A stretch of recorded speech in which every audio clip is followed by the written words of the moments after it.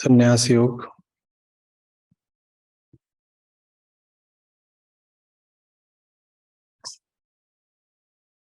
श्लोक क्रमांक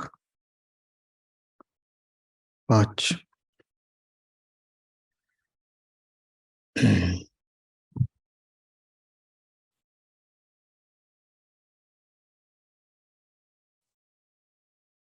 ज्ञान मार्गी सन्यासी जो मोक्ष पाते हैं, निष्काम कर्म योगी भी वही स्थान पाते हैं।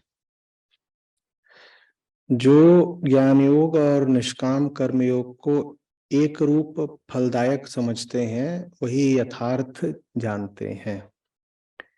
कुछ बातें गीता के संदर्भ में स्पष्टता से दोहराएंगे। ज्ञान का अर्थ है आत्मज्ञान, और आत्मज्ञान समझाते हैं कृष्ण सांख्य योग के माध्यम से। तो इसीलिए इस 5वें श्लोक में भी जो ज्ञान मार्गी है उसके लिए सांख्य योगी ही कहा गया है। अभी जो मैंने आपसे पढ़ा वो अनुवाद है। मूल श्लोक ज्ञान नहीं कहता है, सांख्य कहता है। और आगे भी कृष्ण जब कह रहे हैं कि ज्ञान मार्ग और निष्काम कर्म एक ही फल देते हैं, तो मूल श्लोक वास्तव में कह रहा है कि ज्ञान और योग एक ही फल देते हैं। तो इससे हमें कुछ बातें एकदम स्पष्ट हो जाती हैं। ज्ञान, सांख्य, आत्मज्ञान, इनको एक पढ़ना है। ज्ञान, सांख्य, आत्मज्ञान, इनको एक पढ़ना है। और योग और कर्म योग और निष्काम कर्म योग, इनको एक पढ़ना है। लिख लीजिए, नहीं याद रहेगा ऐसे।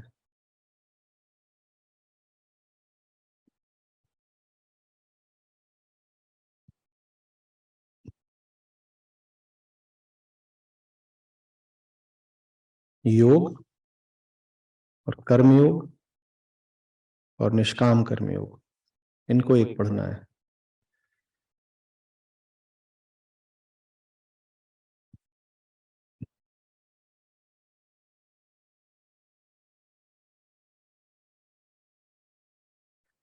तो ये तो हमने अभी दो वर्ग देखे, दो समुच्चय देखे, जिनमें हमने कहा कि आपसी एकता है या समानार्थता है। इसके आगे कृष्ण कहते हैं कि ये दोनों वर्ग आपस में भी एक है, तो तुमको सांख्य और योग को भी एक ही मानना है। तो पहली बात तो सांख्य के 3 नाम, योग के 3 नाम, और दूसरी बात सांख्य के 3 नाम और योग के 3 नाम, इन सबको एक मानो, और जो ऐसा जान ले वही ज्ञानी है। और कह रहे हैं कि मूर्ख ही होते हैं जो इनको भिन्न समझते हैं। ज्ञान मार्गी सन्यासी, हाँ, जहां पर सांख्य और ज्ञान की बात आ रही है उसमें ये शब्द और जोड़ लीजिए, सन्यास और कर्म सन्यास। तो 3 की जगह 5 हो गए, सन्यास और कर्म सन्यास।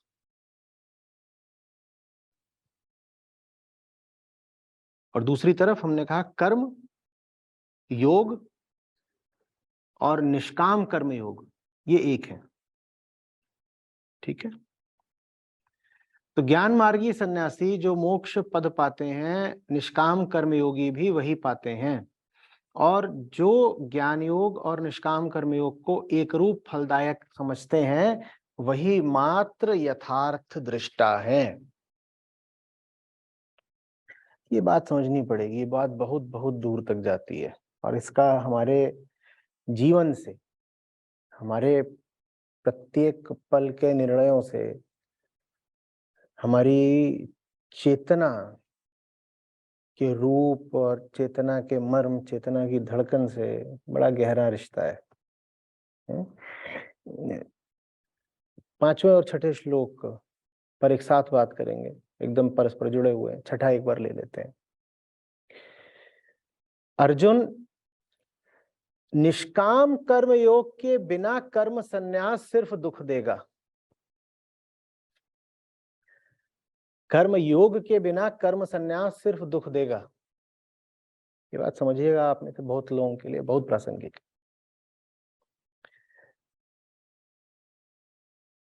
लेकिन जो योग युक्त मुनि है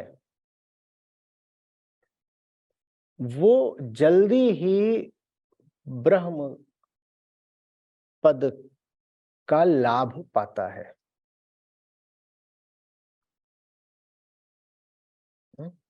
आशय क्या है इसका? आशय यह है कि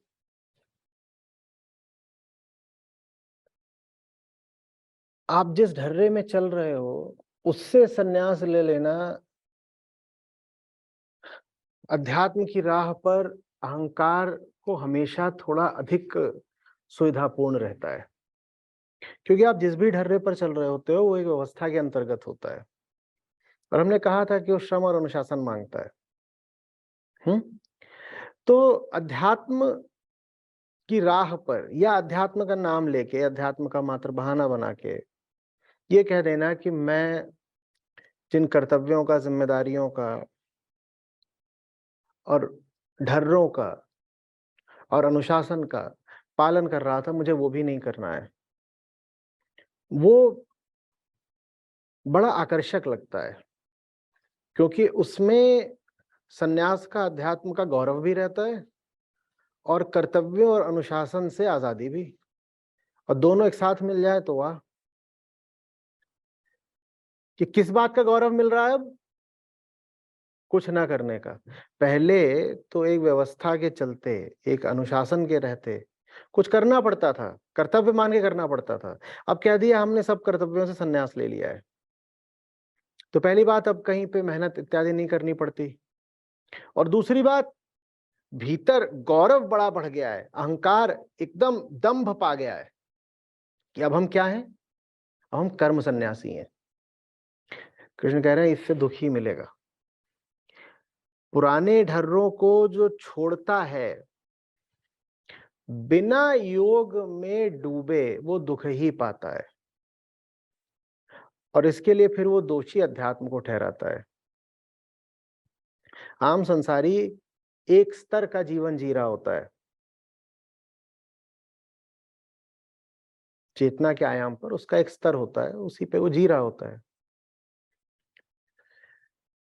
अगर कर्म योग के बिना कर्म संन्यास पकड़ लिया तो साधारण संसारी जैसा जीवन जी रहा है, आपका जीवन उससे भी बदतर हो जाएगा, और ऐसा अधिकांशतः होता भी है, और आपको कुछ समझ में नहीं आएगा। आप ऊपर ऊपर से स्वयं को ये दर्शाएंगे कि मैं तो आम लोगों से ऊंचा आदमी हूं, क्योंकि आम लोग जैसा जीवन जी रहे हैं वो मैंने त्याग दिया, मैंने संन्यास करा उससे।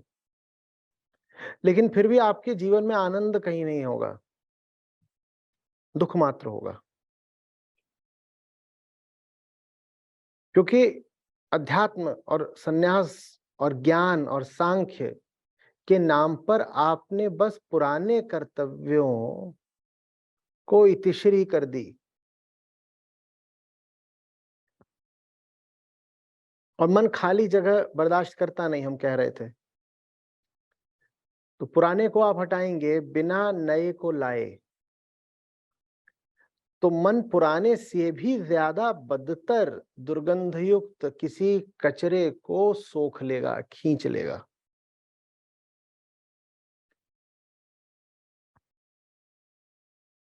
कृष्ण बार बार कह रहे हैं कर्म योग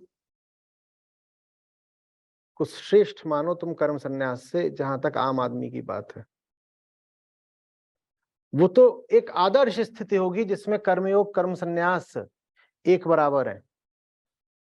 जहां तक आम आदमी का प्रश्न है तो उसके लिए तो कर्मयोग ही पहले आना चाहिए, कर्म संन्यास पीछे आ जाए, कर्मयोग पहले आना चाहिए। मतलब क्या है? मतलब यह है कि जीवन के साधारण सुखों से अपने आप को वंचित रखने भर में कोई श्रेष्ठता नहीं हो गई पार्थ। इस बात पर बड़ा गौरव मत कर लेना कि दुनिया वाले जिन चीजों में सुख पाते हैं, जहां भोग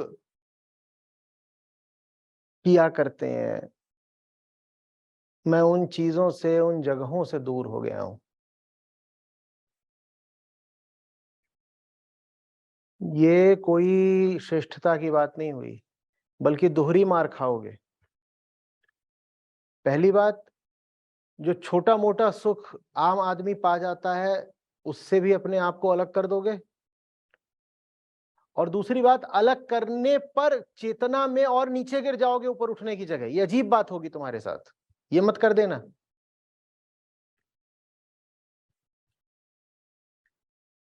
तुम कहोगे मैं अब आम जिंदगी नहीं जी रहा, आम आदमी ऐसा करता है वैसा करता है, अब मैं वैसा नहीं कर रहा। मैं क्या हो गया हूं? मैं सन्यासी हूं, मैं अध्यात्म में जरा ऊपर उठा हूं। तो मैं क्या कर रहा हूं? वो सब त्याग दिया। कृष्ण कह रहे हैं दोहरी मार पड़ेगी। पहली बात तो, त्यागने के कारण वो जो सुख मिला करता था, भले ही वो आधा तीहा सुख था, भले ही वो एक अशांत और डरा हुआ सुख था, बहुत अपूर्ण सुख था, बहुत क्षणभंगुर सुख था, लेकिन उस सुख से भी वंचित रह जाओगे। और दूसरी बात, सुख तो गवाओगे ही, फिलहाल जिस तल पर हो उस तल को भी गवाओगे और नीचे गिर जाओगे। ऊपर उठने की बात तो दूर की रही, और नीचे गिर जाओगे।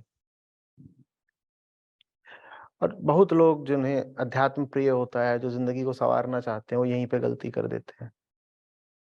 वो सोचते हैं अध्यात्म सिर्फ त्याग का नाम है। कृष्ण बार बार कह रहे हैं, देखो त्याग बहुत अच्छी, बहुत ऊंची बात है, लेकिन तुम्हें बहुत मुश्किल पड़ेगा त्याग, जब तक तुम जीवन में कुछ बहुत ऊंचा और सुंदर और अनिवार्य नहीं ले आ देते। त्याग बेटा कर ही नहीं पाओगे।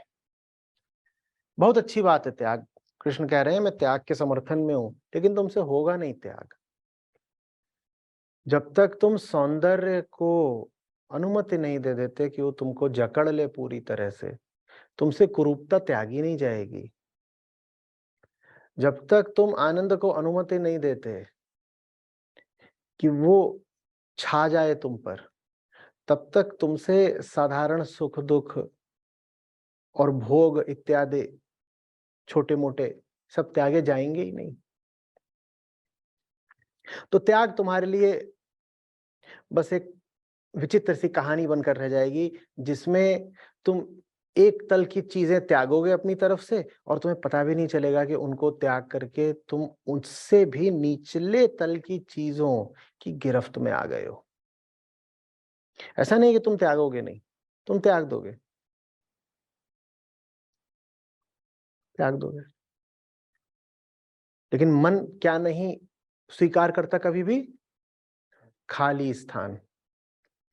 एक तल की चीज त्यागोगे और पाओगे मन उससे भी घटिया चीज से भर गया है।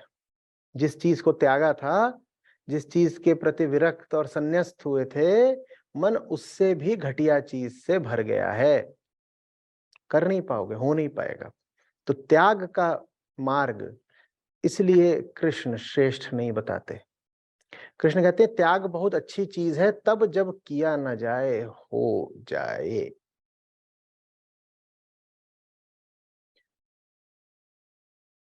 मार्ग त्याग का ना हो, पर मंजिल त्याग की मिल जाए,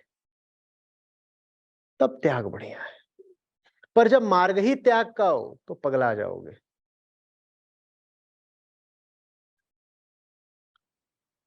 सच्चा त्याग वो है जो किया नहीं जाता, हो जाता है।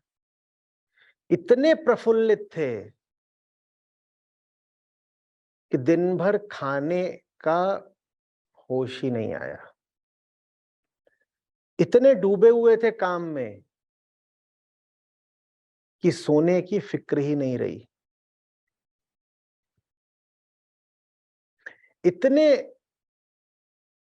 आनंदित थे, भीतर से इतने तृप्त और इतने पूर्ण थे कि कहीं 2-4-5 हजार का नुकसान हो रहा था, उसको भूल ही गए। जाकर के नुकसान रोकने की याद ही नहीं आई। देख रहे हो, यहां पर त्याग किया नहीं जा रहा, त्याग हो जा रहा है। तुमने तय नहीं करा कि मैं अपने 5,000 छोड़ दूंगा, तुमसे छूट गए। क्यों छूट गए? क्योंकि तुम इतने तृप्त हो भीतर से कि वो 5,000 तुम्हें बुला ही नहीं रहे, अपील नहीं कर रहे, पुकार नहीं रहे, उनका बड़ा मूल्य नहीं लग रहा, त्याग हो गया। तो श्री कृष्ण के दर्शन में त्याग बहुत अच्छी, बड़ी सुंदर बात है, पर त्याग का मार्ग नहीं। त्याग वो भला जो सहज ही हो जाए।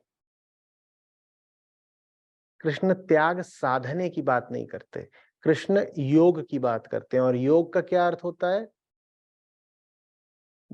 जो पाने लायक है उसको पाओ,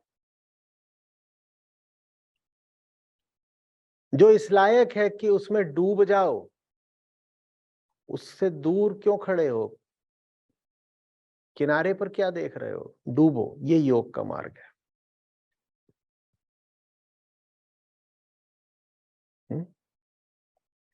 हाँ, इसमें यह सावधानी रखनी होगी कि दूर खड़े होने का कारण यही होता है कि तुम पुराने ढर्रों को पकड़े होते हो। तो जब तक पुराने ढर्रों को छोड़ने की सहमति नहीं होगी भीतरी, तब तक नए आनंद में डूब भी नहीं पाओगे। वो बात ठीक है। तो उस हिसाब से कर्म संन्यास और कर्मयोग दोनों एक साथ चलेंगे, लेकिन फिर भी उद्देश्य होना चाहिए योग, संन्यास आ जाना चाहिए पीछे पीछे। उद्देश्य होना चाहिए योग, उद्देश्य त्याग नहीं है, उद्देश्य आनंद है। और आनंद अगर वास्तविक है तो त्याग करवा देगा। उसमें ये ताकत होती है कि आपसे बाकी 50,000 चीजें छुड़वा देता है। आनंद अगर वास्तविक है तो। समझ में आ रही है? एक गलती है जो बिल्कुल मत करना, वो ये कि अपने आप को सन्यासी या आध्यात्मिक समझना शुरू कर दो सिर्फ इसलिए क्योंकि तुमने कुछ चीजें छोड़ रखी हैं। छोड़ने वगैरह की तो बात ही नहीं।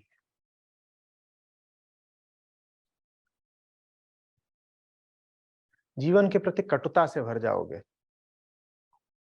और सबसे ज्यादा दोष अध्यात्म को ही दोगे। इसमें कुछ नहीं आ रहा है स्क्रीन में।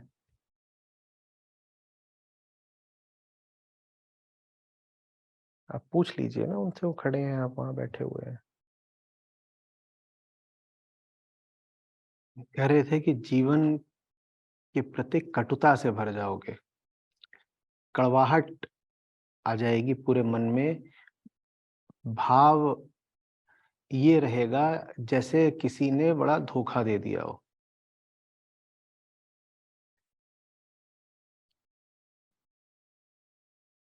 बड़ी विचित्र छवि बन गई है हमारी संस्कृति में अध्यात्म की।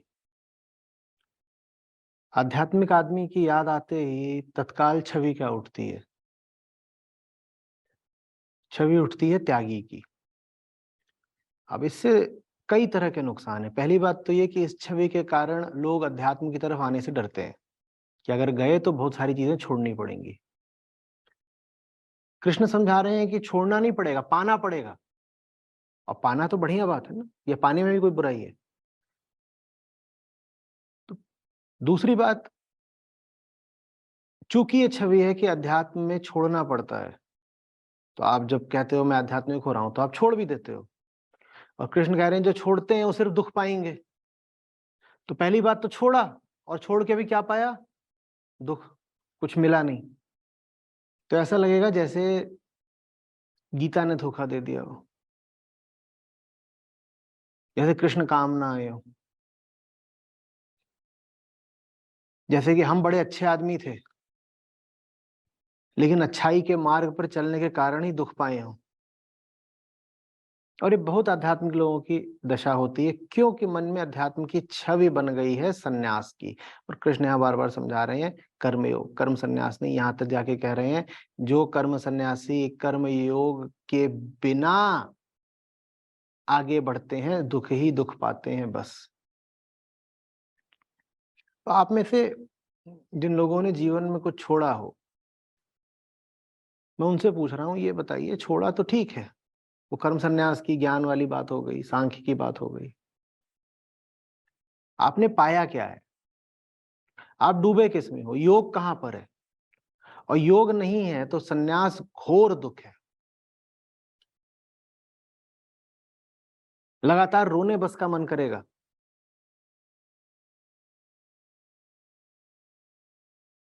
आध्यात्मिक आदमी का चेहरा आनंद से इतना भरा हुआ होता है कि वो दुख को त्याग देता है। आध्यात्मिक आदमी का चेहरा ऐसा हो कि उसने जीवन ही त्याग रखा हो तो क्या समझे फिर? वो इतना भर जाता है आनंद से कि दुख का त्याग हो जाता है। दुख त्यागता भी नहीं है, दुख का त्याग हो जाता है।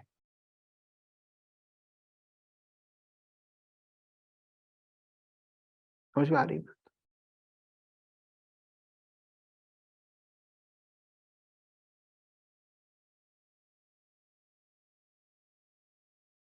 एक घड़े में तेल भरा हो, बहुत सारा तेल, और वो तेल उससे बाहर निकालना है।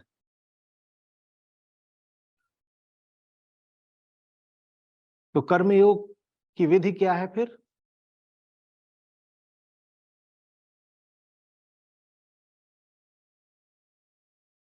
कर्मयोग की विधि है कि उसमें तेल है,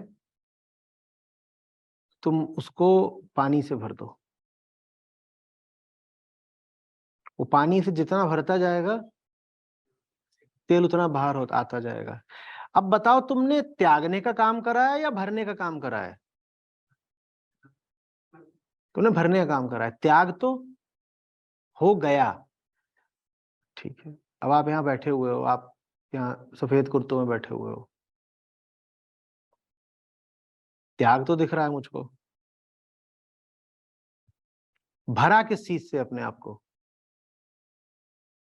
और भरे बिना जो त्यागेगा, कृष्ण ने स्पष्ट यहाँ चेतावनी बता दी है, दुख पाएगा, बहुत दुख पाएगा। और दुख ही नहीं पाएगा, अपने दुख के लिए वो अध्यात्म को और कृष्ण को दोषी ठहराएगा। वो कहेगा मेरी जिंदगी खराब कर दी इन्होंने। और कृष्ण मुस्कुरा के कहेंगे पर मैंने ऐसा कहा कब था? और जो मैंने कहा वो तुमने कभी सुना नहीं, समझा नहीं। मैं आपसे एक सवाल करता हूं, मैं आपसे पूछूं कि आपके लिए क्या बताना आसान है? कौन कौन सी चीजें आपने छोड़ दी हैं, या किस किस चीज ने आपके जीवन को भर दिया है? तो देखिएगा आपके लिए क्या बताना ज्यादा आसान है।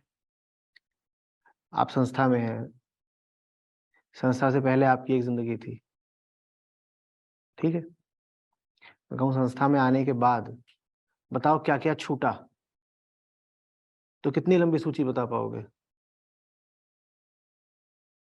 संस्था से पहले जैसी जिंदगी थी, यहाँ आने के बाद क्या क्या छूटा है प्रणय? बताओ तो, 5-7।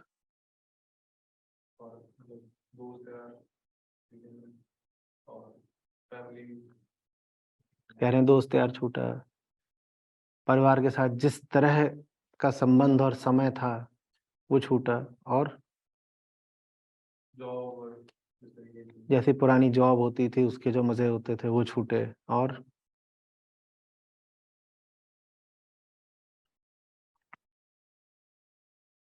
बाहर जिस तरह से घूमना फिरना होता था, पैसे उड़ाए जाते थे, वो छूटा, और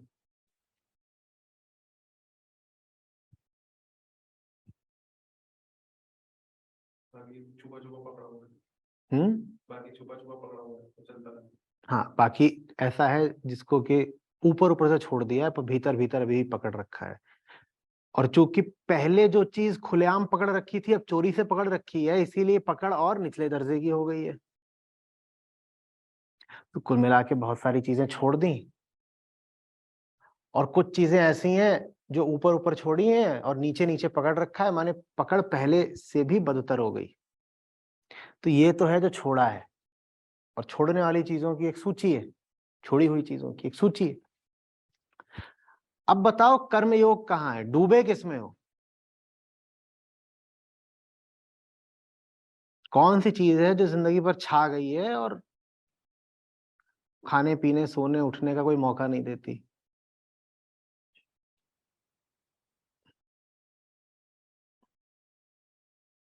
वे हम मौन है, यहां पर सूची शुरू ही नहीं हो पा रही, और शुरू भी होगी तो उसमें एकाध दो चीजें लिख पाओगे।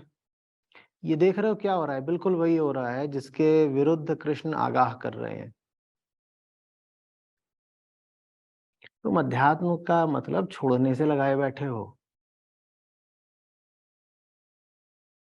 और ये आपकी नहीं गलती है, ये हमको संस्कार हमारे समाज ने, शिक्षा ने दिए हैं। वहां जहां कोई आध्यात्मिक आदमी दिखाया जाता है, वो कैसा दिखाया जाता है? नंगा, एक कपड़े में, एक धोती में, ऐसे ही तो बैठा हुआ है, कुछ उसके हाथ में नहीं है, बेकार ऐसे ही। खाने को भी ना पा रहा हो तो और आध्यात्मिक हो गया। रुपए पैसे का कोई सवाल ही नहीं पैदा होता, आध्यात्मिक आदमी है भाई। और ये छवि आपके मन ने बिल्कुल पकड़ ली है कि आध्यात्मिक आदमी माने भयानक त्यागी। साधारण त्याग से काम नहीं चलेगा, त्याग भी उसका ऐसा होना चाहिए जो आपके मन में दहशत डाल दे। तो मैं कह रहा हूं भयंकर त्यागी। और आपको सिखा दिया गया है कि ऐसा होता है आध्यात्मिक आदमी, और इसी की तो इज्जत करनी होती है। अब ये बात राघव से छूट ही नहीं रही कि आध्यात्मिक आदमी वो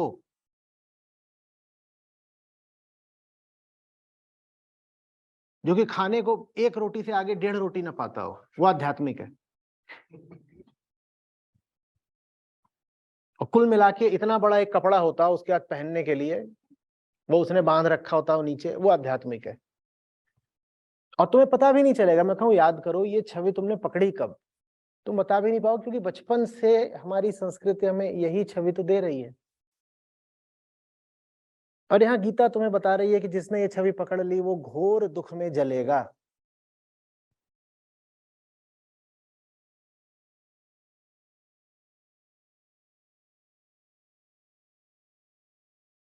आप यहाँ बैठे हुए हैं, आप में से अधिकांश के चेहरों पर एक बस खालीपन देख रहा हूं, शुद्ध रिक्तता वाला खालीपन नहीं, उजाड़ सूनेपन वाला खालीपन।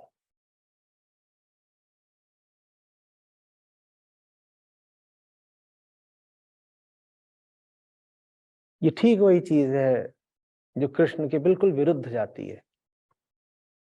तुम्हारे पास है क्या? न कला है, न गर्मी है, न वफा है, न निष्ठा है, न गीत है, न संगीत है।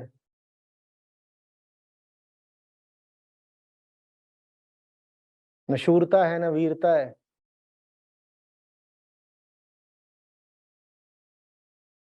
न सफलता है।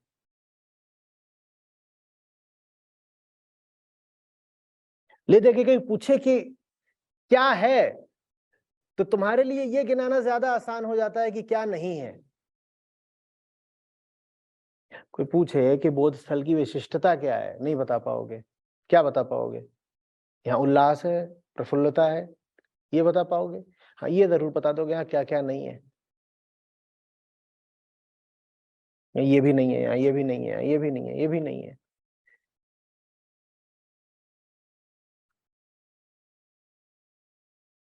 तो अगर वेदांत भारत का शीर्ष दर्शन रहा है, और वेदांत का भी मुकुट है भगवत गीता, तो दर्शन में जो ऊंची से ऊंची बात कह सकते हैं कृष्ण, वो यही है। त्यागी दुखी होता है और खतरनाक होता है, क्योंकि उसने सिर्फ गंवाया होता है। और गंवाने वाले को नहीं गंवाया होता, बस गंवाया होता है। जो पकड़ कर बैठा था वो भीतर यथावत कायम है, बस उसने जो चीज पकड़ रखी थी वो जबरदस्ती उसके हाथ से छीन के फेंक दिए, तो उसके भी हालत कैसी होगी, उसका मुंह कैसा हो जाएगा। जो भीतर बैठा है, जिसको पकड़ने की, पाने की, भोगने की आस है, वो अपनी जगह शेष है, बस उसने जो चीजें पकड़ रखी थी वो उससे छीन के फेंक दी। बाजार में उतना घूमना फिरना नहीं होता, मॉल में जाके खरीदारी नहीं कर पाते, बार बार जाके बाहर खाना पीना नहीं करते, दोस्तों के साथ अय्याशी नहीं कर पाते। जिस तरह से दुनिया टीवी देखती है और व्यवहार करती है और सामाजिक अवसरों, उत्सवों में शामिल होती है, वो सब नहीं करते। तो वो जो भीतर पकड़ने वाला है, उसके हाथ की चीजें सब उससे खींच ली, तो वो भीतर कैसे अनुभव कर रहा है, कैसा कर रहा है। एक बच्चा है, उसके खिलौने सारे छीन लिए तुमने, कैसा अनुभव करेगा, उसका मुंह कैसा हो जाएगा, उसका मुंह कैसा हो जाएगा, उसका मुंह कैसा हो जाएगा। सेल्फी लो जल्दी से, उसका मुंह ऐसा हो जाएगा। तुमने बच्चे को बड़ा नहीं करा, अध्यात्म बच्चे को बड़े करने का नाम है, ताकि उसको ऐसे आनंद मिल जाए, ऐसी ऊंचाइयां मिल जाए, ऐसा अमृत भोग मिल जाए कि वो अपने खिलौने त्याग दे। वो त्याग हो जाता है, बच्चा भूल गया खिलौने को, ये होता है असली त्याग, बच्चा भूल गया। तुमने बच्चे को बड़ा नहीं करा, तुमने बस उसके खिलौने छीन लिए, ये बोल के कि यही तो अध्यात्म होता है।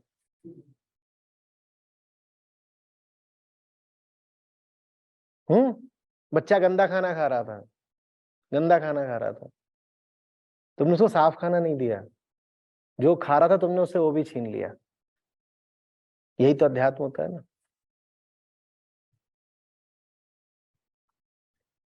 और फिर जब जिंदगी सूनी, बेरौनक, बेजार, तो दोष किसका है, दोष किसका है, अध्यात्म का दोष है।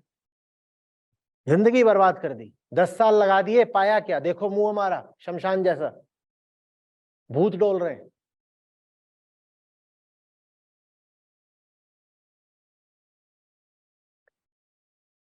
कृष्ण कह रहे हैं जो सिर्फ छोड़ता हो उससे सावधान।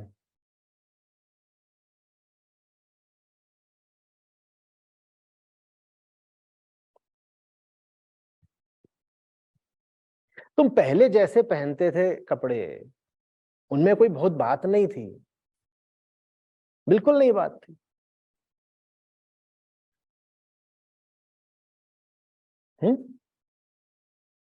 मनुष्य अकेला जीव है जो वस्त्र धारण करता है, और मनुष्य अकेला जीव है जो चैतन्य है।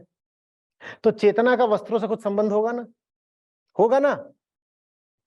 तो आप कैसे कपड़े पहनते हो, परिधानों में आपका चुनाव क्या है, इससे आपकी चेतना के बारे में कुछ पता तो चलता है ना। अब तुम कहीं थे, वहां तुम किसी तरह कपड़े कुछ पहना करते थे, वो तुमने त्याग दिए, अब तुमने ये पहना है। क्या ये वाकई आनंद की बात है, क्या ये पहले से कुछ उच्चतर श्रेष्ठतर हुआ है।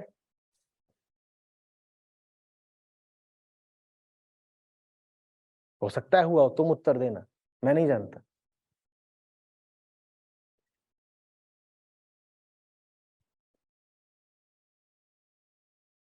बार बार अपने आप से पूछना पड़ेगा ना कि एक आम आदमी की अपेक्षा आपका जीवन बेहतर है या बदतर है। और याद रखना, छोड़ना दुख देता है पर आसान होता है, क्योंकि जब कुछ छोड़ते हो तो उसके साथ जो मेहनत लगी हुई थी वो मेहनत भी छूट जाती है। तो छोड़ना आसान होता है, क्योंकि छोड़ने का संबंध आलस से है। भूलना नहीं कि संसारी कैसा भी होता है, मेहनती तो होता है। देखते हो ना, सुबह 7 बजे से कैसे वो सड़क पे जाम लगाता है, रात के 9-10 बजे तक, मेहनत तो खूब करता है आम आदमी दुनिया का। और सन्यास के नाम पे आप चीजें छोड़ देते हो, आप चीजें नहीं छोड़ रहे, वास्तव में आप मेहनत करना छोड़ रहे हो। तो इसीलिए छोड़ना हमेशा ज्यादा आकर्षक लगेगा बजाय पाने के। पाने में तो श्रम लगता है, पाने का मतलब होता है आम चीज के लिए आम आदमी एक तल का श्रम कर रहा है, और तुम्हें तो एक विशिष्ट चीज पानी है, तो तुम्हें आम आदमी की अपेक्षा कहीं ज्यादा मेहनत करनी पड़ेगी। अब मेहनत कौन करे, इससे अच्छा सन्यास का रास्ता ले ना, हम त्यागी हैं, हमने छोड़ रखा है सब।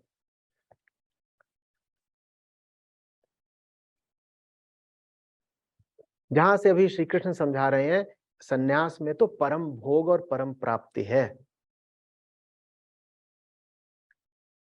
अध्यात्म का मतलब हुआ परम भोग और परम प्राप्ति, और जब परम भोग हो जाता है तो कचरा कूड़ा सब अपने आप छूट जाता है। यही सन्यास है।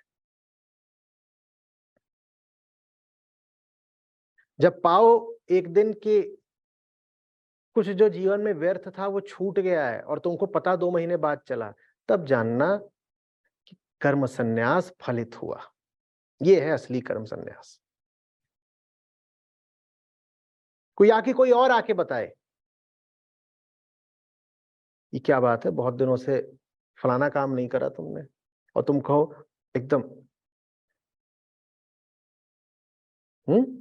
चकित होकर के, अच्छा छोड़ दिया, सोच के तो नहीं छोड़ा, छूट गया। जब छूट जाए तो जानना कि कर्मयोग और कर्म सन्यास एक हुए, और जब छोड़ना पड़े तो सिर्फ कर्म सन्यास है, कर्मयोग नहीं।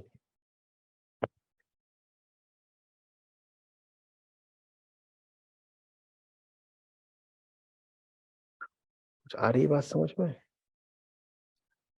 सूची बनाओ, पाया क्या, और पाए बिना छोड़ा तो और गरीब हो गए ना।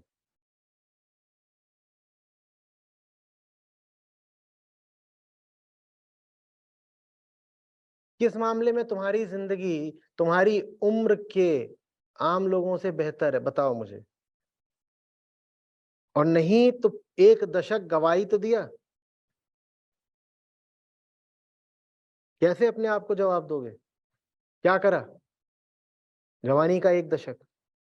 और अहंकार कभी अपने ऊपर नहीं लेगा इल्जाम। वो तत्काल क्या बोलेगा कि गलती तो अध्यात्म की है, कृष्ण की है। अरे इनकी है जो बैठे हैं गुरु बन के।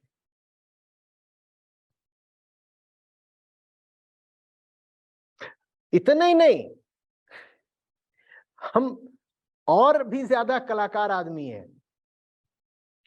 हमारी जिंदगी में तो होता ही है पूरे तरीके से सूनापन, निर्जन।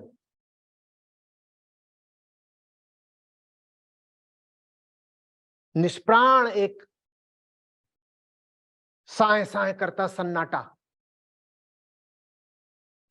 हम किसी का जीवन देख लें अगर कि उसमें रस है, माधुर्य है, वैभव है, पूर्णता है, तो पहला निष्कर्ष हमारा ये निकलता है कि आदमी आध्यात्मिक तो हो ही नहीं सकता। हम वो हैं जिसे ठीक से चलना नहीं आता, और कृष्ण तो नृत्य करते हैं।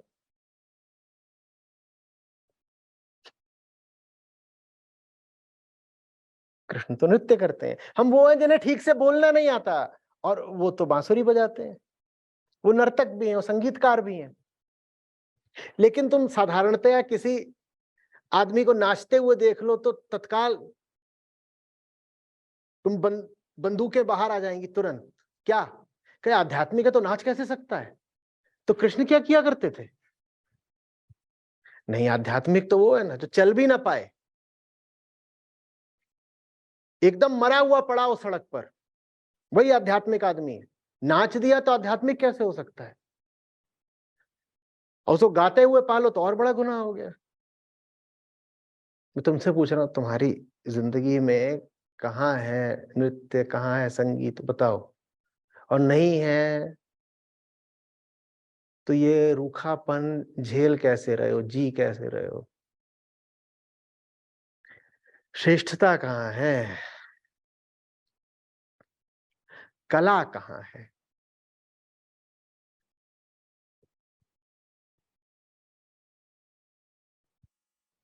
हम्म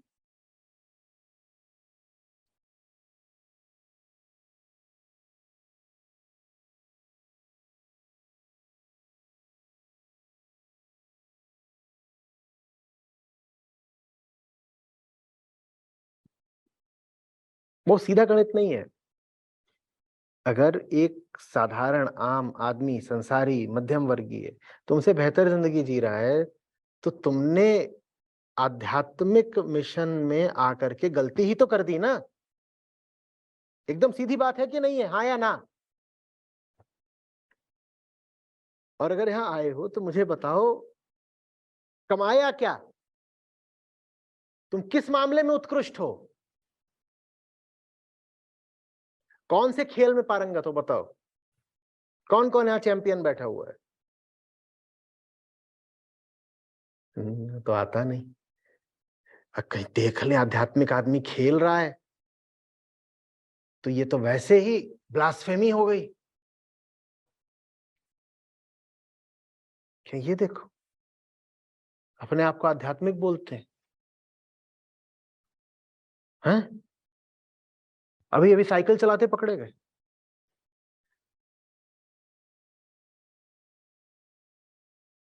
स्विमिंग कर रहे थे, देवा जाते हैं स्विमिंग, बच के रहते, बताते ही नहीं किसी को, बोलते देवा नहीं हूं मैं।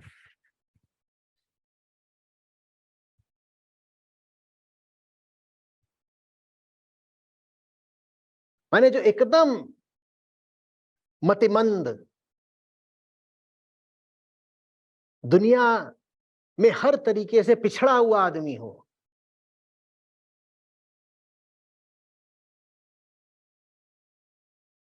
जिसको टेनिस का रैकेट दिखाओ तो वो बोले नहीं, हम मक्खी वगैरह नहीं मारा करते।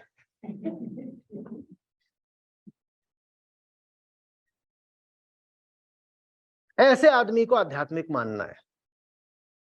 इसका नतीजा क्या हुआ? इसका नतीजा ये हुआ है कि फिर सिर्फ इसी तरह के लोग आध्यात्मिक हो पाए हैं। और जितने भी लोग किसी भी श्रेणी में श्रेष्ठ हो सकते हैं, उन्होंने कह दिया भाई हम नास्तिक भले। अगर आध्यात्मिक होने का मतलब ही है दुनिया में हर प्रकार से निकृष्ट और मूर्ख होना, तो हमें आध्यात्मिक होना ही नहीं है। हमें नहीं होना आध्यात्मिक।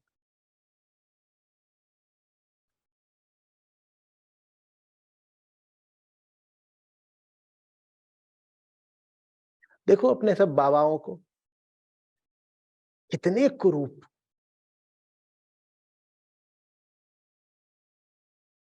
वास्तव में दिखने में भयानक, और जितने भयानक दिखते हैं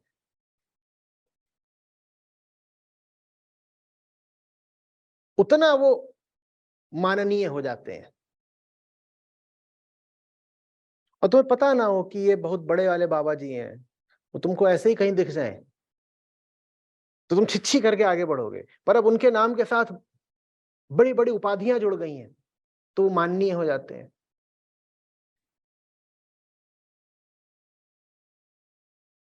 है ना? और कृष्ण का चेहरा देखो, और कोई इतना सुंदर व्यक्ति कृष्ण जैसा तुम्हारे सामने आ जाए, तुम्हें बहुत तकलीफ हो जाएगी कहने में कि ये आध्यात्मिक है। और कृष्ण का चेहरा हमने किसी वृद्ध व्यक्ति का चेहरा नहीं बनाया, हमने एक युवा सुंदर आकर्षक पुरुष का चेहरा दिया है कृष्ण को। जो कृष्ण चेतना है, हमने उसको एक चेहरा पहनाया है, और वो चेहरा बहुत सुंदर है, बहुत खूबसूरत। और हम न जाने कैसे वंशज हैं कृष्ण के, जिन्होंने सौंदर्य से नाता ही तोड़ लिया है। कृष्ण की आपके मन में जो भी छवि हो, सब छवि ही रखते हैं, उसको एक बार जरा साकार करिए, मूर्त करिए, मानिए कृष्ण यही मौजूद है।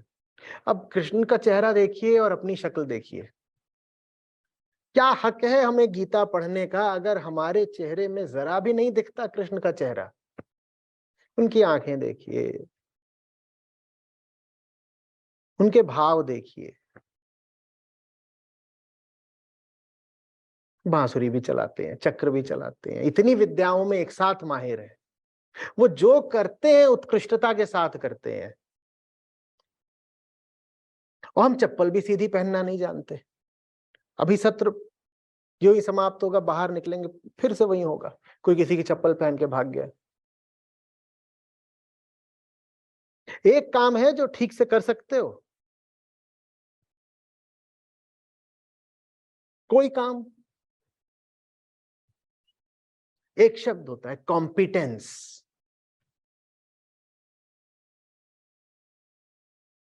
काबिलियत, योग्यता। कृष्ण जो भी कर रहे हैं उसमें सर्वश्रेष्ठ है, और वो बहुत कुछ कर रहे हैं, पूर्ण अवतार है, सब कुछ करते हैं वो। आप 4 काम नहीं ठीक से कर सकते, क्योंकि आपने सिर्फ त्यागा है, कुछ पाया नहीं है। और तुर्रा ये कि जिन्होंने पाया है उनके लिए आपके पास बस धिक्कार है। उनकी गलती ये है कि वो आपकी तरह मुर्दा और बेजान नहीं है।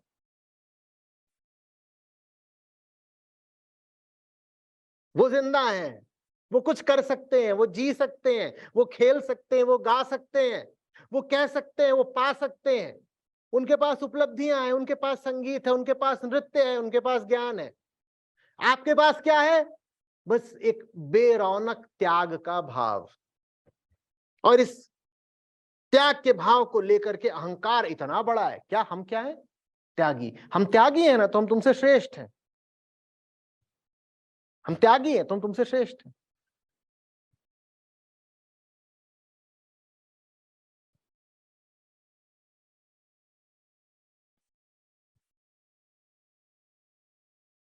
कि जैसे जिंदगी का मैच खेला जाए और जो हारे वो बोले, अरे जीतने से ज्यादा मजा तो दूसरे को जितवाने में है। वो तो सिर्फ जीता है, हमने उसको जितवाया है। हम है त्यागी, हम श्रेष्ठ है उससे। जो हारा है वो जीतने वाले से श्रेष्ठ है। तुम में काबिलियत थी जीतने की, तुम जीत सकते भी थे।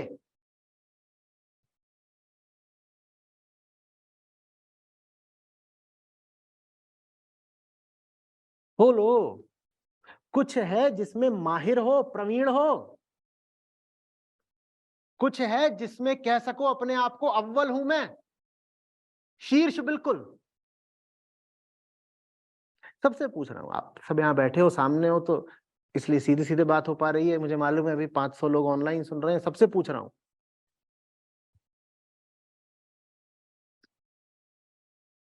अभी पिछला गीता सत्र हुआ था, उसमें भी आप सेटिंग कर रहे थे, वो खराब थी।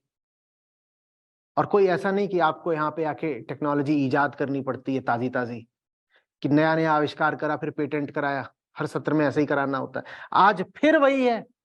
तुमसे कोई भी काम ठीक से किया जाता है, तुम गीता सुनने के लिए अधिकारी कैसे हुए? वहां कृष्ण है जो कुछ भी गलत कर नहीं सकते। और गलत से मेरा आशय विवेक से, सही गलत से नहीं है। गलत से मेरा आशय उत्कृष्टता, निकृष्टता, कार्य की गुणवत्ता से है। वो जो कार्य कर रहे हैं उसमें वो उत्कृष्ट हैं। वो अगर सारथी भी बन रहे हैं, घोड़े हाँक रहे हैं, रथ का संचालन कर रहे हैं, तो उसमें भी वो सर्वश्रेष्ठ सारथी हैं। कुछ भरोसा नहीं क्या होता अगर अर्जुन के पास शल्य और कर्ण के पास कृष्ण होते। भरोसा है, परिणाम पलट जाता। अर्जुन और कर्ण में 19-20 का ही अंतर रहा होगा। अंतर पड़ा है कृष्ण से। तो वो अगर सारथी भी बन रहे हैं, सारथी माने क्या समझ लो, ड्राइवर, और तुम भी ड्राइविंग करते हो, गाड़ी तुम भी चलाते हो, और अर्जुन की गाड़ी कृष्ण ने भी चलाई, और तुम वहां से बाहर नहीं निकाल सकते बिना गाड़ी ठोके।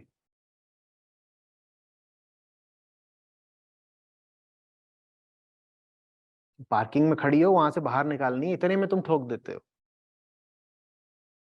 और उनका नाम है पार्थ सारथी। कि वो सारथी भी बने तो ऐसे कमाल के कि उनका नाम पार्थ सारथी हो गया, और ये नाम पा करके उनकी गरिमा और बढ़ गई। तुम सोचो, तुम किसी को बोल रहे हो वाहन चालक, और ये नाम पा करके उसकी गरिमा और बढ़ जा रही है। इससे उस व्यक्ति के बारे में क्या पता चलता है? पार्थ सारथी का क्या मतलब है? आप उसका प्रतीकात्मक अर्थ भी निकाल सकते हो कि अर्जुन के मन को दिशा देने वाले का नाम कृष्ण है। सोचिए तो, रथ घोड़े, कृष्ण क्या कर रहे हैं? रथ चला रहे हैं। और सर्वश्रेष्ठ धनुर्धर के साथ सर्वश्रेष्ठ सारथी। आप सर्वश्रेष्ठ कहां हैं ये बता दीजिए। कॉम्पिटेंस।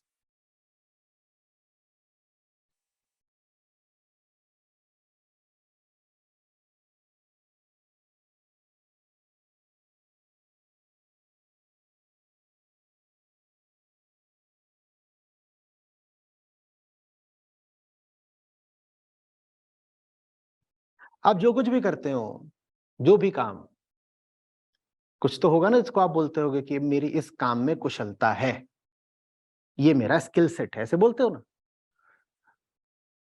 हटाओ पूरी दुनिया को, भारत की बात करते हैं। कोई भी काम आपका ऐसा है जिसमें भारत में आप शीर्ष 1000 लोगों में भी शामिल होते हो? अपनी पसंद का कोई क्षेत्र बता दो जिसमें तुम भारत के शीर्ष 1000 लोगों में हो। कोई भी बता दो, जो कुछ भी करते हो।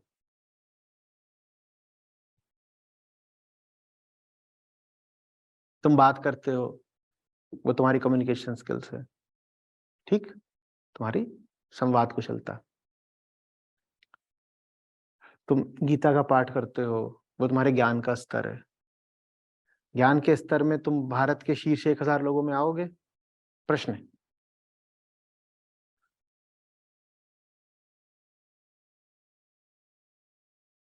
वाक कुशलता में तुम भारत के शीर्ष 1000 लोगों में आओगे? 1000 कह रहा हूं मैं, 100 नहीं कह रहा, मैं 10 नहीं कह रहा, मैं नंबर 1 होने को नहीं कह रहा।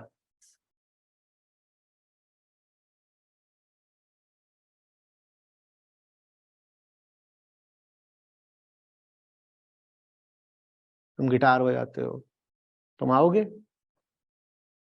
तुम पोस्टर बनाते हो, भारत के 1000 लोगों में आओगे शीर्ष? अभी दुनिया तो बहुत दूर की बात है, बस ऑल इंडिया रैंक की बात कर रहा हूँ। तुम गाड़ी चलाते हो, तुम गाड़ी चलाने में बता दो।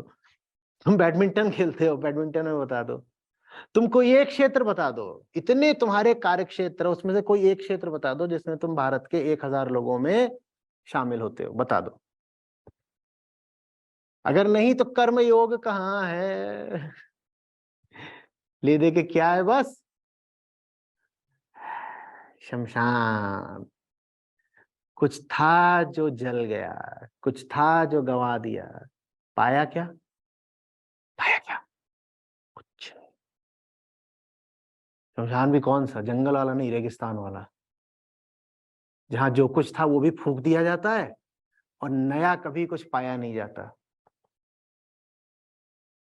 जो है बस फूंकते चलो, जला दो। और खोखला भीतर एक दर्प रखो, मैं ऊंचा आदमी हूं क्योंकि मैंने क्या किया है, मैंने जला दिया, मेरे पास कुछ भी नहीं है, न कला, न योग्यता, न गीत, न संगीत,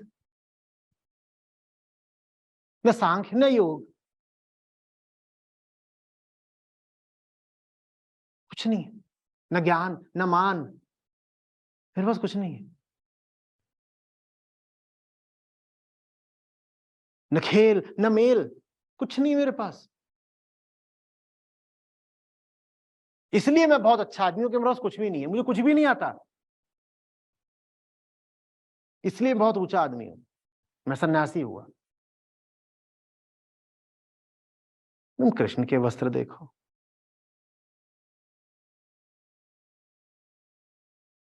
जिन्होंने कृष्ण को समझा उन्होंने ही कृष्ण को वो वस्त्र दिए हैं, वो आभूषण दिए हैं। तुम अपने वस्त्र देखो।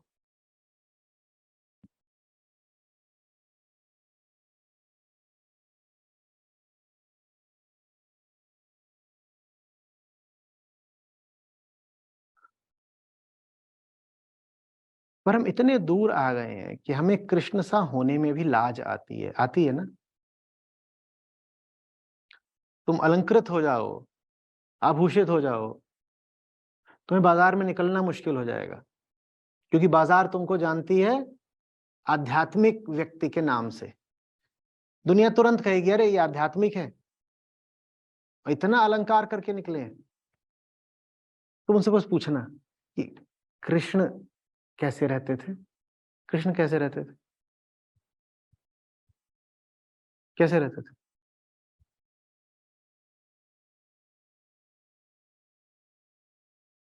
पर गुनाह से लगने लग गया है ना। जीवन के किसी भी क्षेत्र में उत्कृष्टता अपराध से लगने लग गई है ना। जीवन में किसी भी चीज को इतना चाहना कि वो जिंदगी ही बन जाए, ये गुनाह जैसा लगने लगा ना। ये हमारे संस्कारों का प्रभाव है।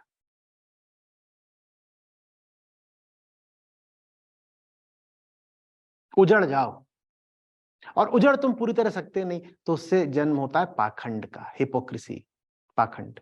वही जो परिणय ने कहा कि बाहर वाले जो काम थे काफी, वो चल यहां भी रहे हैं, बस यहां आप छुप छुप के चलते हैं। जो ये काम संस्था में आने से पहले बाहर किया करते थे, उसमें कुछ काम तो उन्होंने त्याग दिए, कुछ काम यहां भी कर रहे हैं, पर वो छुप छुप के करते हैं, कम करते हैं थोड़ा, पर करते हैं। वो पाखंड है। वो पाखंड कहां से आ रहा है इसको जानो, इसी को आत्मज्ञान कहते हैं। वो पाखंड आ रहा है हमारे संस्कारों से। हमारे संस्कार जिनमें प्रेम वर्जित है, और कर्मयोग का दूसरा नाम प्रेम ही होता है ना।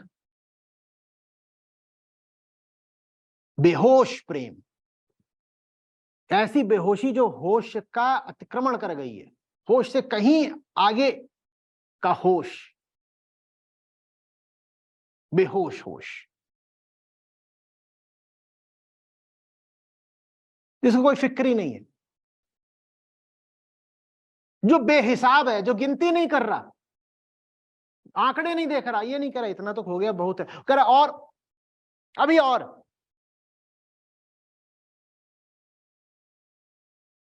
और चाहिए, अभी और करेंगे, अभी और जिएंगे, अभी और पिएंगे। ये हमारे संस्कारों ने ही वर्जित कर रखा है।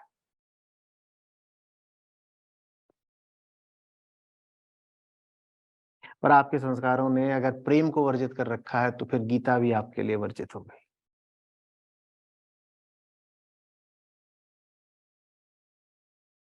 घूमो भूखे नंगे, नंग धड़ंग अस्तित्वगत तल पर, शरीर पर फिर भी कपड़े होंगे, भीतर से हालत वैसी ही होगी जैसी किसी हफ्ते भर के भूखे व्यक्ति की होती है, सूखा हुआ।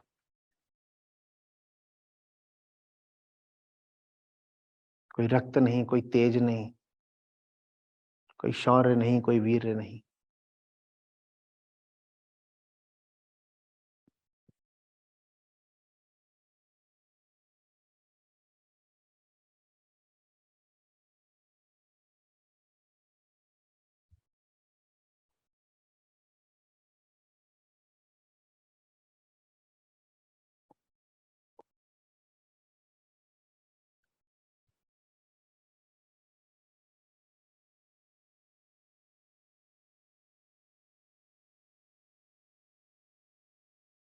कहिए साहब, आप किस कला में दक्ष हैं?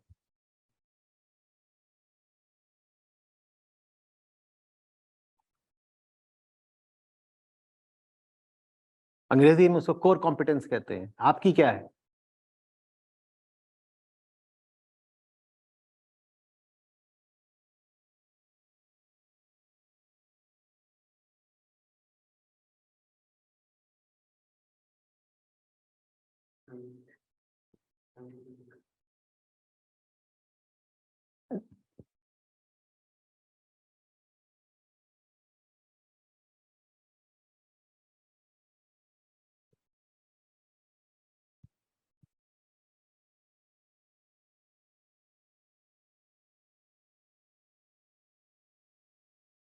संगीत जब छाता है ना, तो व्यक्ति फिर मौन बैठ करके समय काटता नहीं, इंतजार करता नहीं, देखता है कि अभी यहाँ बैठे हुए हैं, आचार्य जी आए नहीं, आधा घंटा हो गया, इतनी देर में राग फूट पड़ते हैं। तुम्हारे लिए भी अच्छा, औरों के लिए भी अच्छा, गाय का ही नहीं। माने योग नहीं है संगीत से। जिस तन लगे इश्क कमाल, नाचे बेसुध और बेताल। वो बेसुध हो जाता है ना, वो फिर ये थोड़ी सोचता है कि अभी क्या है क्या है। और जब तक वो बेसुधी, वो बेखुदी, वो बेफिक्री, वो बेपरवाही जिंदगी पर नहीं छा रही, तब तक बस संयमित,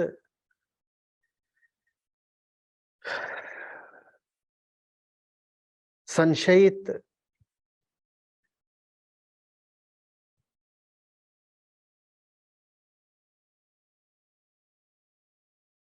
मांस के लोथड़े,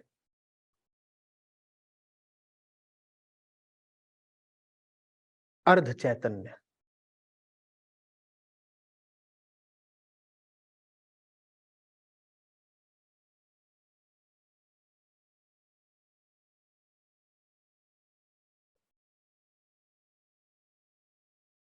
कोई व्यक्ति अपने आप को कहता हो आध्यात्मिक और उसके जीवन में उत्कृष्टताएं ना हो, तो सोचो वो अध्यात्म के लिए भी कितना बुरा विज्ञापन है। वो अध्यात्म के लिए भी स्वयं ही कैसा कुप्रचार है।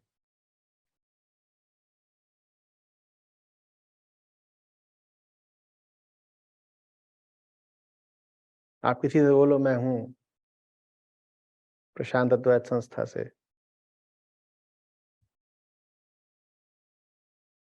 हम्म,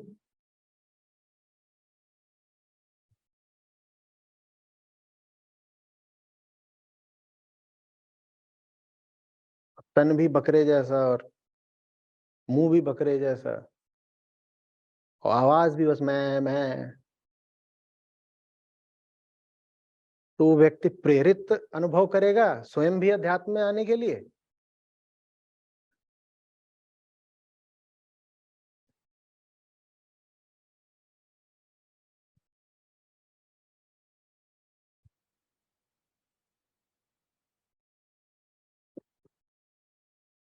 बौद्ध पंथ का जो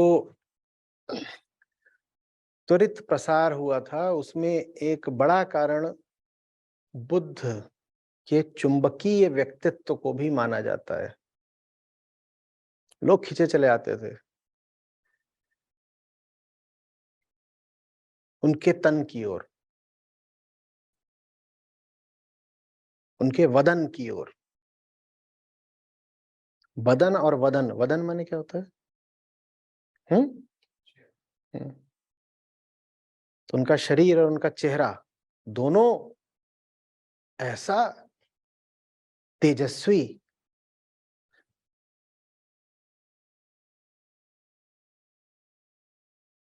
और ये नहीं कि बस चेहरे की नुमाइश कर रहे हैं, ज्ञान भी उनका अपार।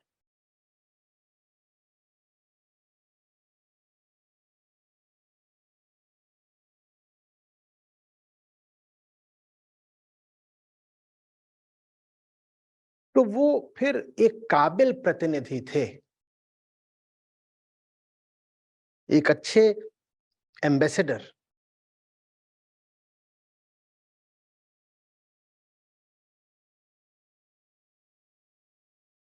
आप हैं।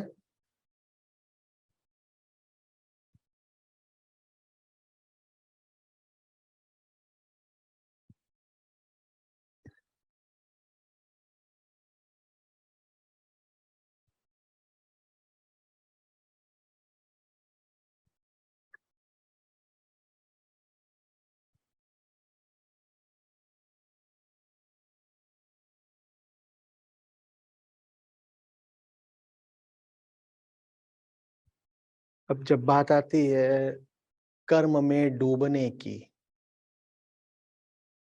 तो श्री कृष्ण उसके विषय में और स्पष्टता देते हैं, कहते हैं जिनका चित्त साफ है, जिनकी इंद्रियां वश में हैं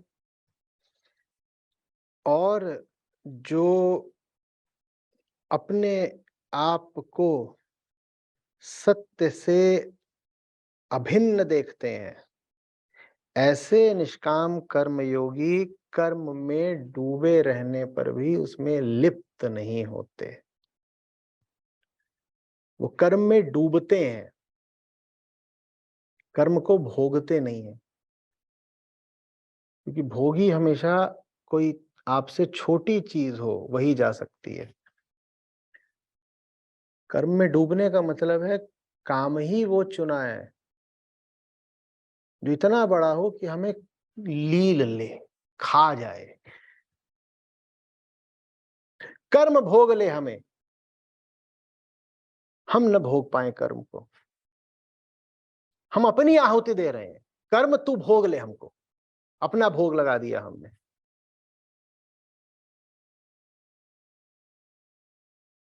कर्म इसलिए नहीं है कि हमें और सुरक्षा दे दे, कर्म इसलिए है कि हमें खा जाए। ये निष्काम कर्मयोगी की पहचान है। कर्म इसलिए खा जाए, लील ले, हम नहीं बचे। कुछ है आपके जीवन में ऐसा जो आपको लील ही लेता हो? कहिए, कुछ है आपके जीवन में ऐसा जिसके साथ रहने पर, जिसको करने पर आपके लिए समय रुक जाता हो, जब आप पूरे संसार को भूल जाते हो, दुनिया की, अपने संरक्षण, अपनी सुरक्षा की कोई फिक्र न बचती हो, बाकी सारी चिंताएं, प्राथमिकताएं एकदम पीछे छूट जाती हो, कुछ प्राथमिक न बचता हो, बस एक चीज रह जाती हो, वो चीज है, वो आप है। कर्म है और आप है, कर्म है, आप है, कर्म का विषय है और बीच में प्रेम है। कुछ है ऐसा जीवन में? जब कुछ ऐसा होता है तो उसको कहते हैं लीनता।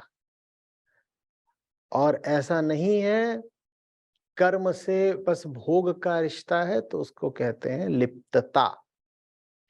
अब पूछना अपने आप से, आज कई सवाल दे रहा हूं आपको, एक सवाल उसमें से ये भी है, अपने कर्म के साथ आपका संबंध क्या है, लीनता का या लिप्तता का?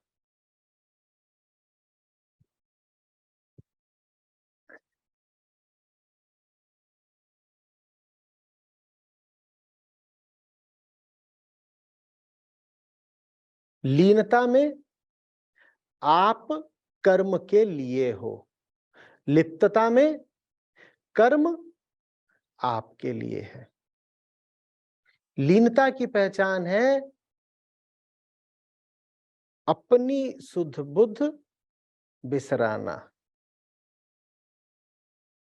अपने स्वार्थ का, अपनी पसंद नापसंद का, समय का, देश काल का होश खो बैठना, ये पहचान है लीनता की, है लीन है। कुछ है जीवन में ऐसा जो जीवन से घड़ी हटा देता हो, कुछ है मन में ऐसा जो मन से संसार हटा देता हो।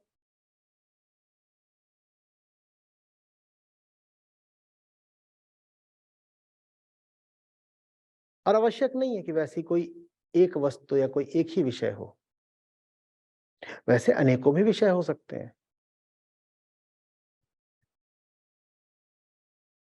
कृष्ण के जीवन को जब हम देखते हैं तो वहां तो हम पाते हैं हर दिशा में उत्कृष्टता, वो जिस भी विषय के साथ है वही लीन है। हाँ, अंधे नहीं है तो किस विषय के साथ होना है इसका चयन वो बहुत समझ बूझ के करते हैं, बहुत ठोक बजा करके वो देखते हैं जीवन में कौन से विषय को अनुमति देनी है, और फिर जिस विषय के साथ होते हैं उसमें आकंठ डूब जाते हैं। कृष्णत्व तो शेष रहता है, कृष्ण कहीं नहीं।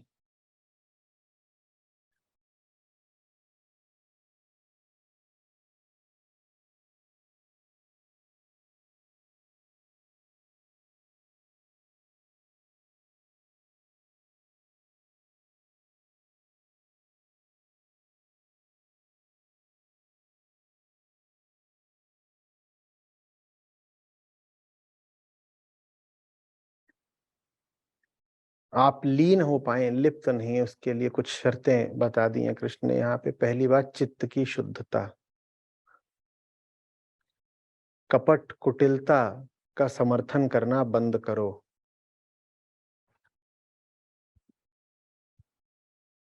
भोलेपन को और सहज प्रेम को समर्थन सम्मान दो।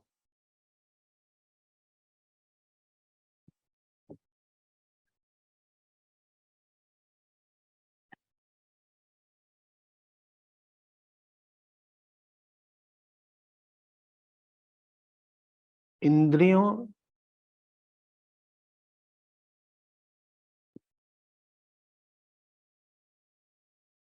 से मुकाबला करना सीखो। उनको चुनौती दो और पटखनी दो।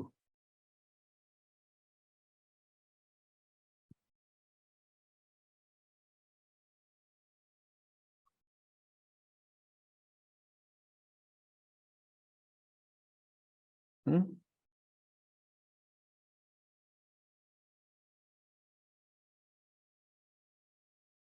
क्यों कह रहे हैं? कुटिलता हटाओ, इंद्रियों की दासता हटाओ। क्योंकि मन चाहता है भोग, मन योग नहीं चाहता। मन पूर्णता नहीं चाहता। मन अपनी अपूर्णता में जोड़ने के लिए एक और अपूर्णता चाहता है। और ये सब करने के पक्ष में वो बहुत सारे तर्क गढ़ लेता है। तो कह रहे हैं ऐसे तर्कों के फेर में नहीं आना है।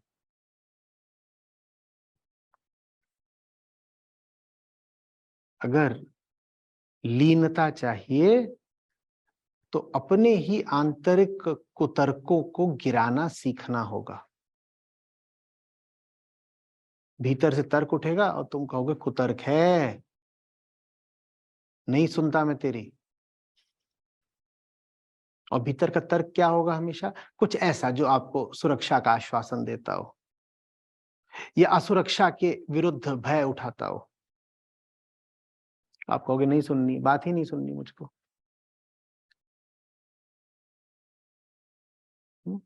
और इंद्रियां वो अभ्यस्त हैं भोग की ही ओर जाने को। इंद्रियां भोग की ओर भाग रही होगी, आप कहेंगे रुक, इतना आत्मबल है हम में कि तुम्हारे पीछे पीछे खींचे खींचे न चले जाएं।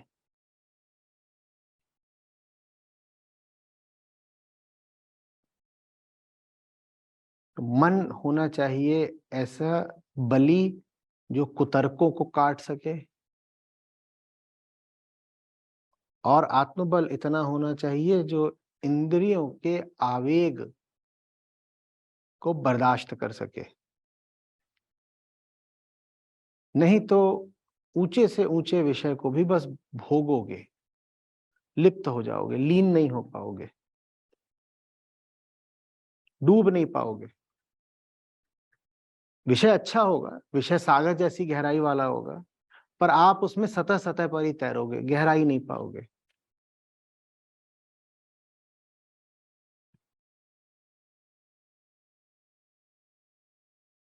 जो बौरा डूबन डरा रहा किनारे बैठ, काम नहीं होगा। आप कहोगे मैं इसके लिए हूं ना, मैं इसमें इतना गहरे जाऊंगा, मैं ही मिट गया, घुल गया तो, डूब गया तो। नहीं, डूबने की तैयारी होनी चाहिए।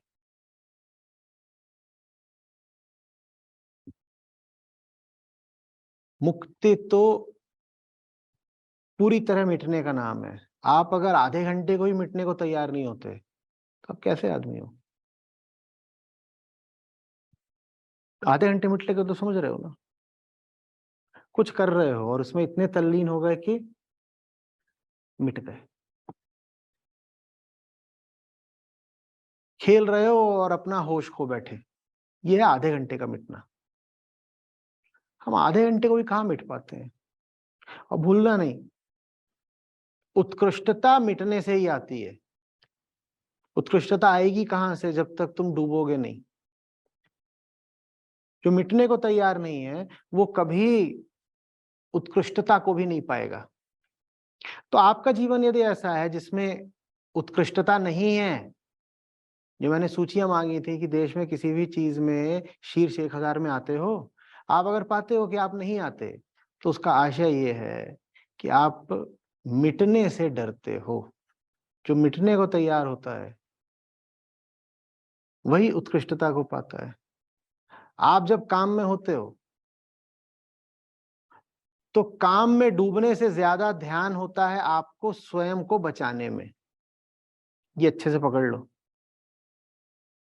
आप जब किसी काम के साथ हो रहे हो तो वहां आप की नीयत ये नहीं है कि काम में मैं डूब जाऊं, वहां आपकी नीयत ये होती है कि काम के बावजूद स्वयं को बचा ले जाऊं। मिटने की तैयारी ही नहीं होती, और जहां मिटने की तैयारी नहीं, हम कह रहे हैं वहां कोई उत्कृष्टता नहीं आ सकती।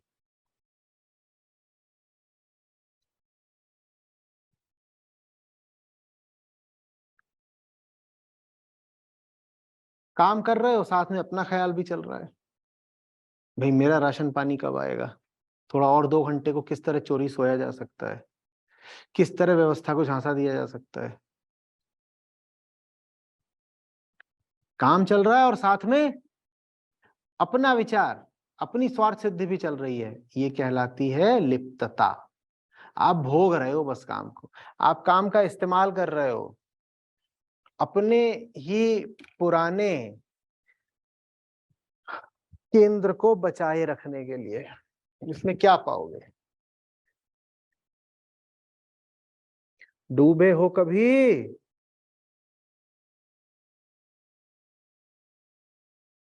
ये तो नई बात बोल दी आपने, ऐसा हो भी सकता है। हाँ, हो तो शायद सकता है, पर ऐसा करना भी चाहिए, कहीं खतरा है ना। आजमा के तो देखो बेटा, क्या पता मौज ही आ जाए।